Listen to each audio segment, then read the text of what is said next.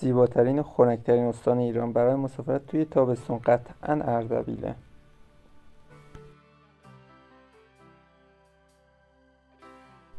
دریاچه شورابیل، بزرگترین دریاچه درونشهری کشور با وسعت 180 هکتار. تپه نادری، پل معلق مشکین شهر با طول 365 متر. جهنم دره با آبی زلال و خنک و زیبایی خیره کننده. شیروان دررسی، مکانی سحرانگیز و یکی از 11 زیستگاه حیات وحش ایران. شهریاری، یکی از مهمترین مناطق باستانی ما قبل تاریخ با 8000 سال قدمت. مقبره تاریخی شیخ حیدر پدر شاه اسماعیل اول.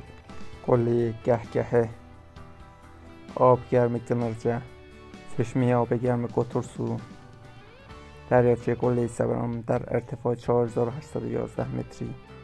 غارهای بنلر، کهنه قلعه مشکین شهر، پل معلق پیرتقی خلخال، غار هفت خانه، قلعه خشتی گیلوان، دریاچه گلخانلو، دریاچه سوهان نمین، آبشار لاتون آستارا با 100 متر ارتفاع، پل تاریخی پردیس کوثر، آبگرم گیوی، آبشار نرجر، دشت مغان، دشت همیشه بهار ایران، تفرجگاه بلاخلار، قلعه آدمخوار با 3000 سال قدمت، پیست اسکی آلوارس، چشمه جورجور، تپه باستانیان آهیتا، مشتبه آبدرمانی بشبازلار، مجتمع آبدرمانی ارشاد، دره گلستان، روستای کنزخ، آبجرم گرسو، مجتمع آبدرمانی سبلان.